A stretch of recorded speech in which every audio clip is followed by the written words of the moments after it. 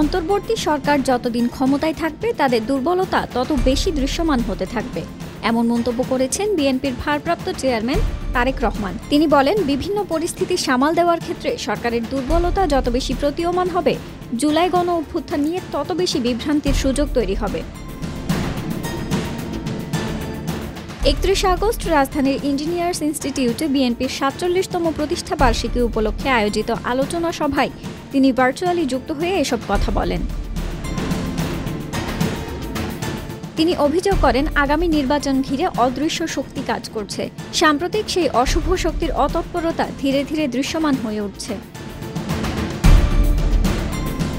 তিনি প্রশ্ন তোলেন, নির্বাচন হতে দেওয়া হবে না এ ধরনের উচ্চারণ ফ্যাসিবাদ বিরোধী শক্তির ঐক্যকে দুর্বল করবে নাকি ফ্যাসিবাদী শক্তির পুনরুত্থানের প্রাসঙ্গিকতা তৈরি করবে।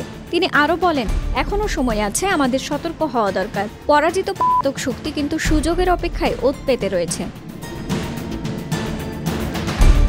বিএনপি মহাসচিব মির্জা ফখরুল ইসলাম আলমগীর অনুষ্ঠানে বলেন, বিএনপি সরকার গঠন করলে প্রধানমন্ত্রী হবেন তারেক রহমান। বিএনপি একমাত্র দল যারা বাংলাদেশকে রক্ষা করতে পারে।